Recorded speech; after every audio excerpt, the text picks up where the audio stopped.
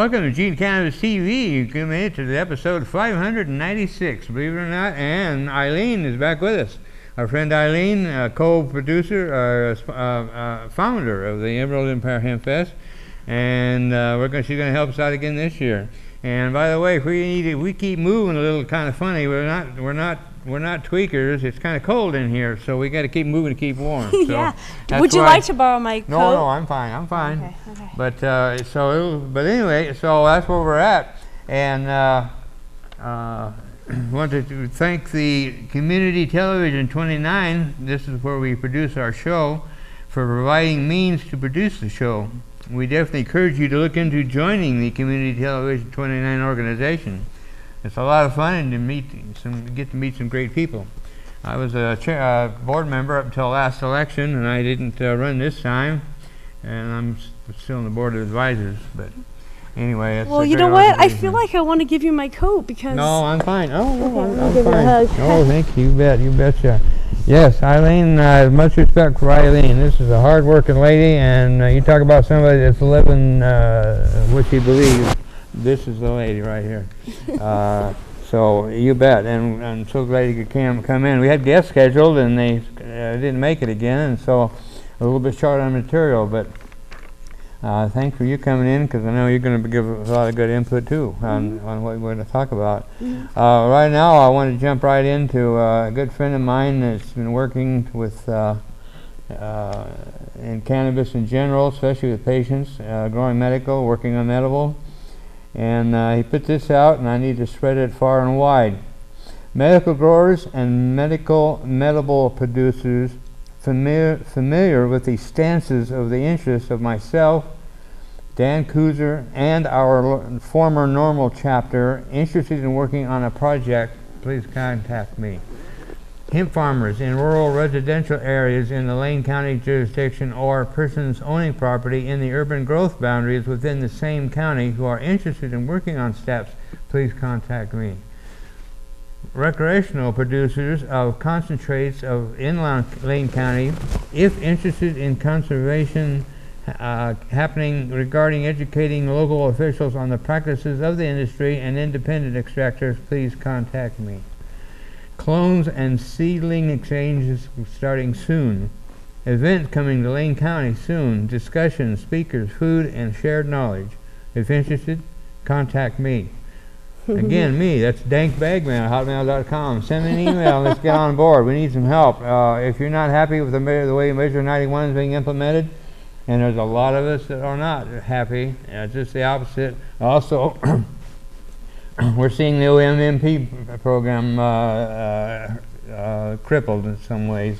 Well, do we remember together all the times we've talked about how nobody tells us how many carrots to grow, nobody tells us how many tomatoes to grow, nobody tells us how we have to fill out forms and send them to some place in Salem or some weird thing, or get some doctor's prescription for what is actually known to be the world's most beneficial medicine of all time. We can use it topically, we can use it by indigestion, we can smoke it if we choose. It is a green plant that is actually good for the oxygen of our earth, and we owe it to our children to grow as much of it as we can in the year 2016 coming up, which we're going to make a great Emerald Empire Hempfest out of. You bet, you bet. And speaking of Emerald Empire Hempfest, now's the time to be talking and looking and helping and connecting up. We're going to have a big major meeting here coming up. I wanted to do it before the end of the year, so I'm not sure yet, but we need to have a big meeting with everybody that's ever been connected with the Hempfest, and we need to sit down and talk about what we're going to do and how we're going to do it even better this year. So how should they contact us? All of our friends out there in Lane County and our local community who know us and know that hemp is the answer and that cannabis is the answer can contact us where? send an email to dankbagman@hotmail.com, and we'll put you in the loop. And also, we got to talk about our local hemp businesses that haven't had anything to do with the Hemp Fest since the very beginning. Yeah, so what about Hemp Shield? Now, that's a product that's supposedly made out of hemp, and supposed to outperform any DEC preservative on the market. And David Sieber keeps ignoring our invitations to both come on the show and be at the Hemp Fest. So we're calling you people out. David Sieber, you know who you are. Yeah, I like Dave Sieber. He's a very intelligent, cool guy. Yeah. And we need to talk about his product. And so when we're offering, that's what we're about, is information. Yeah. And that's what, same thing. Well, that will be fun to talk to Dave, because we haven't talked to him. And we haven't talked to, and guess what? That's a very good shield for wood that people can use on their decks, and it's made from the hemp oil, is it? That right? Yeah, and what's unique about it, and they've already put it in pails. Yeah, and the cleanup is water. You will use water to wash your brushes and stuff. That's so cool. It's amazing, yeah. And then the other one was Jerry Shapiro, right? Jerry Shapiro, the Merry Hempsters. Yeah. I guess it's still in business. I don't see the product around much, but I know. I'm pretty sure they have awesome massage products and stuff. And known Jerry for many years. As long as I've been an activist, I'm still in the fight. That's going to be great to have a big, huge. Love to have him. Merry Hempsters booth. Right. Oh yeah, definitely.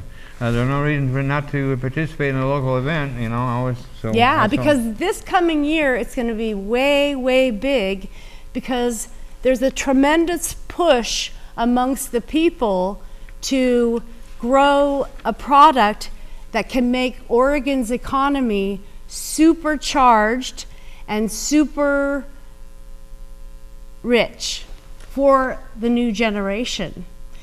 And so we have all this fertile land, and we have all these people who need jobs, and we have all this knowledge about organic agriculture and the way to do things right for our waters and for our air and for the future of our children. So we can set an example for the rest of the world, because there's a lot of people that are growing hemp, huh? Oh yeah. What countries, DanK? Yeah. Well, Oregon for one. Did you? And by the way, I don't know if you. I don't think you heard this story yet, and I know you'll enjoy it. There was a farmer that grew some hemp in Medford area. They planted 1,100 plants. The deer ate all but 60 of them. Oh. So I thought it was pretty interesting, and they admitted that their fencing was inadequate, and they were rushing to get them in the ground, and so they didn't do as well as they should have. So next year they'll have a lot better fence. Right. But I thought it was interesting that they ate them, because it wasn't for the THC level. They're just a really super healthy plant. In fact, we're learning about the green plant matter and how good it is to juice all the green plant matter, and as a super nutritious, healthy food. Yeah, I've heard of that, and it's just mind-boggling. And you're saying it's a machine, for instance, the same as what's the other machine? Oh boy, the grass that you. Well, we can take any sort of green, fresh material and juice it. Yeah, and the cannabis plant is super full of THC and CBDs, which are anti-inflammatory and really good for the body. It tastes super. It is super green, and you drink it and you feel alive. Wow. It's really, really good. Yeah. Interesting. Yeah, that's wow. It's amazing. I learned more and more about it, cannabis and how to use it. And all that. So and then plus you can use it to put in other drinks too. I imagine, like smoothies and stuff. Absolutely. Yeah. Wow. Just like you can use the oil also, because the seeds, when you press the oil from the seeds, you get that beautiful green oil. And our brain is actually a fatty tissue. It's a fatty matter up here, and it needs really good fats to think good. So hemp has all those good fats for our brain. Excellent. Yeah, it's amazing. The more I hear about it, the more it's just amazing. And also, I got an editorial that was in the Bulletin in Bend, Oregon, titled "Legislature Should Help Hemp Farmers." Farmers will be able to grow marijuana in Oregon, but the state has failed them when it comes to growing hemp. The legislature should fix that. Hemp and marijuana are related, but people who want to get high are wasting their time with hemp. Hemp contains very little of the psychoactive ingredient THC desired from marijuana. Hemp is usually grown for fiber and seeds. Still, there are reasons to have questions about hemp. It's illegal from the federal government's standpoint because it does not have trace amounts of THC. Marijuana growers feared that hemp could do if it cross-pollinates with their plants. It could basically ruin them. Some Oregon farmers are also primarily interested in growing hemp for cannabinoid or CBD. CBD could be highly profitable. It doesn't produce intoxication or euphoria like THC. There's evidence CBD has positive medical effects, including reducing seizures, inflammation, and even helping with cancerous tumors. The Institute on Drug Abuse says there is a lot of potential with CBD and more clinical trials are needed. Hemp advocates say the state's policies have favored the development of the marijuana industry over hemp. For instance, hemp can't be grown in a greenhouse. Why should that be forbidden? The legislature needs to ensure hemp produced for human consumption is safe. It needs to ensure sufficient requirements are in place so hemp and marijuana crops won't ruin each other. But it also needs to ensure it is not playing favorites. So anyway, that's a great editorial from the Bend Bulletin, that's I can't remember what is a primary hemp growing area. Would it be Willamette Valley? Would it be? Oh, absolutely. I think it will grow just about anywhere, including Africa and Kentucky and Colorado. And I actually talked to some people in Canada, and they said that their agricultural crops or their crops are being affected by the fact that we now have states who are growing it. Mm-hmm. And that's a really, really cool thing. And I know that there's a lot of great farmers here in Oregon who know how to spread seeds and who know how to get a hold of, for example, Oregon State University has now vowed they want to be the hemp center, that they want to teach classes, and they already are teaching classes at Oregon State University about how farmers can grow hemp. And so we know that Willamette Valley farmers are hungry for a new crop, and so everybody can just tell their friends that, you know what, let's grow lots of hemp because there's a huge billion-dollar crop right in front of us, because we need a source of paper, and we need a source of helping the oxygen in our valley and our planet. And so we're just happy about that. You bet. So we're going to wrap it up, and we'll be back with the next half right away.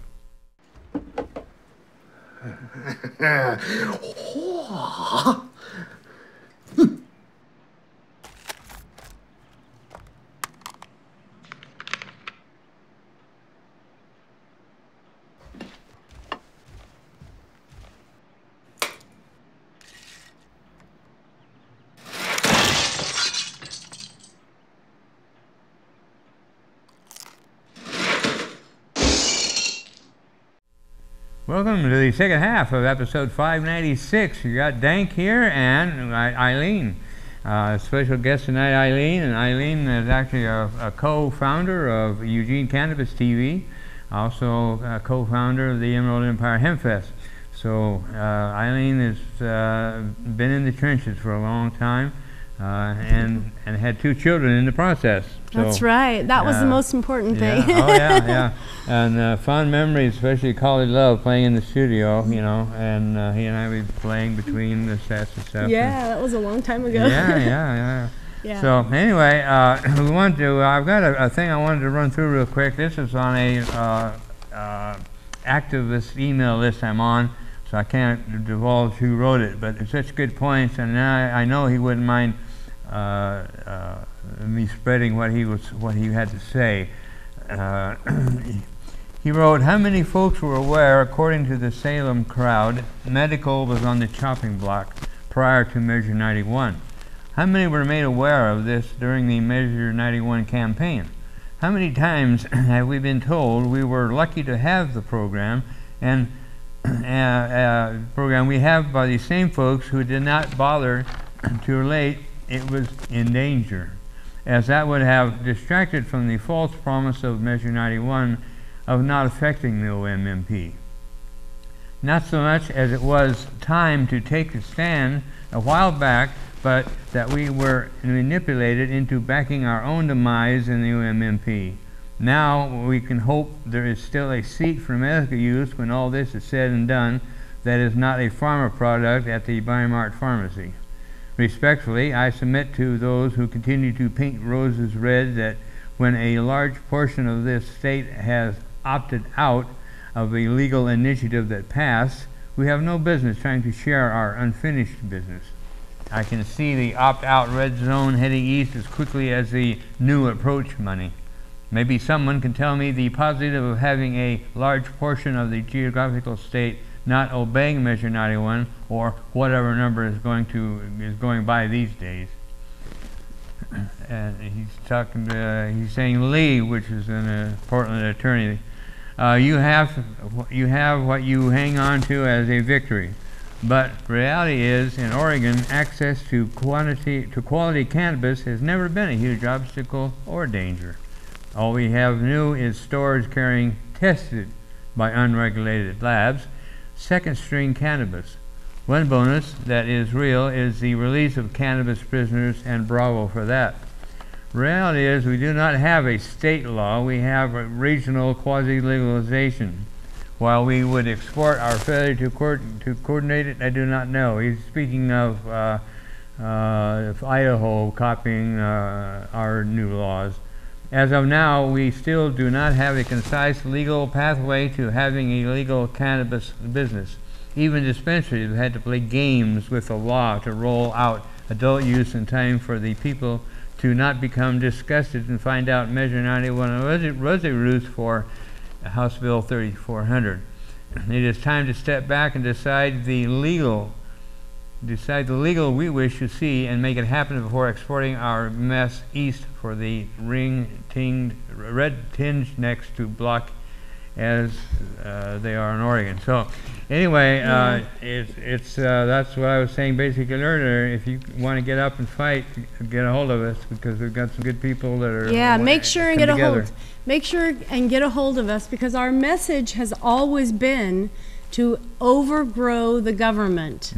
Because you know what? We have a lot of people in our country who are super, super intelligent and super, super smart and hardworking, who have fields where we can grow beautiful hemp.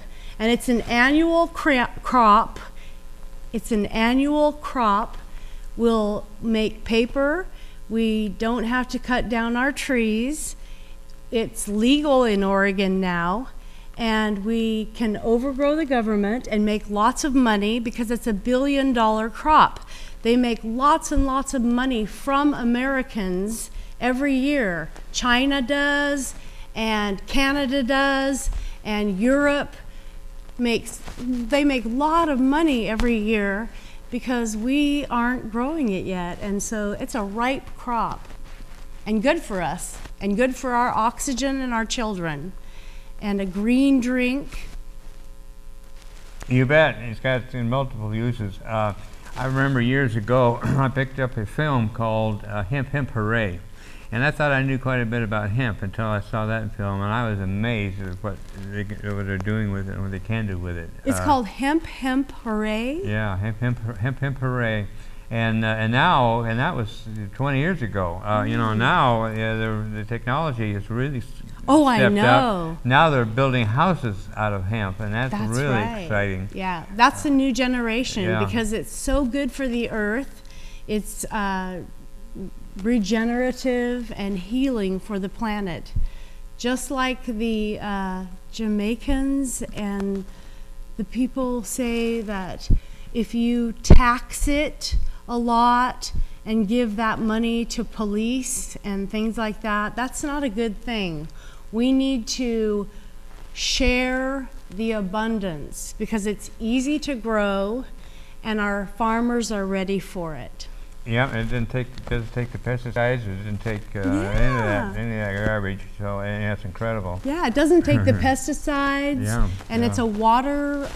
It's doesn't take as much water. It's good for the soil, and so we're ready for that. And, Bill Conde, they used to do the Hempfest in Harrisburg, told me 15 years ago that when he would go into a restaurant in Junction City, and the farmers went in there and they would ask him, when can we grow hemp? We need a crop. Oh, well, I know there's a local real estate agent. Her name is Kathy Ging, and she loves hemp, and she's promoted hemp for a long time here in our valley. She has Amethyst Realty. You bet. Realty. Got an ad in the back pages of Eugene Weekly. So Eugene Weekly. G-I-N-G. Kathy Ging. Yeah. She has told me and taught me over the years about how we can make fabric with it, we can make paper with it, and that she worked with Mr. Conde, and they made, like you said, building. Yeah, oh yeah. Yeah, so. Yeah, it's amazing. And Bill Conde was a redwood lumberyard owner. Is that right? Which always kind of struck me as kind of funny.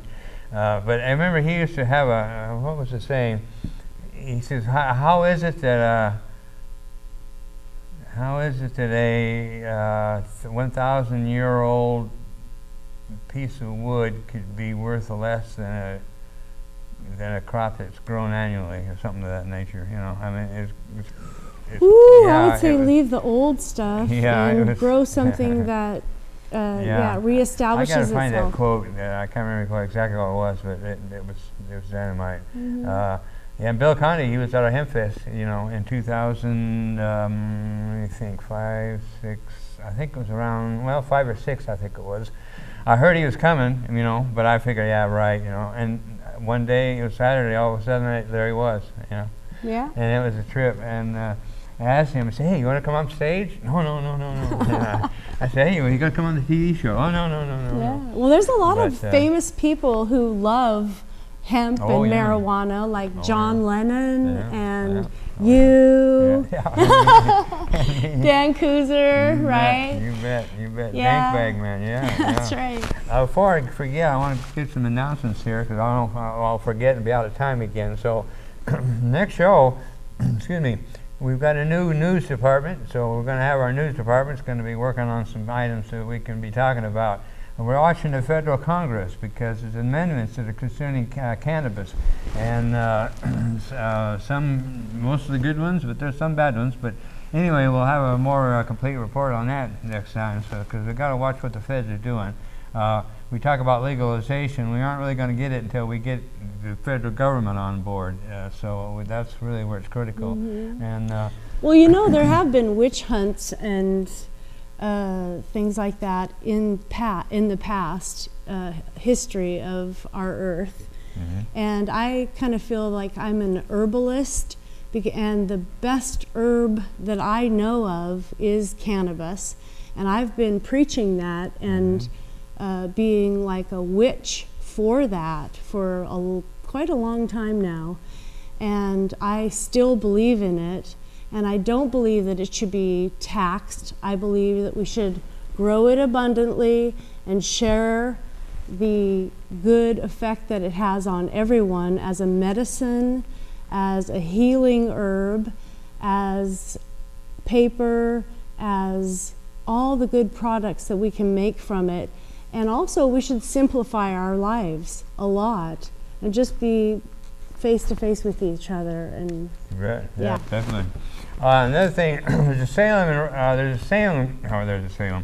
a rally coming up in Salem on January 2nd. We don't have a lot of details at this, so next show we'll have more details on that. But mainly it's a rally to protest the fact that the state government is working on making it illegal to have marijuana clubs. What? Yeah, they're trying to make it illegal, and so that's the main. So where are the marijuana clubs in Eugene? There aren't any, but in Portland there are, and they're trying to shut them down. Oh, and that would be someplace where everybody gets together and smokes together? Yeah. So that doesn't exist in Eugene? No. No. Just people's houses and stuff. Yeah. So anyway, I'll let you know more about that. But they're also protesting, I believe, more. I'm sure it'll evolve also into protesting out of the fact that Measure 91 is not being implemented like we voted on, that kind of thing. Some of those events are coming up. That's the first of the year, so stay tuned. We'll be talking about them.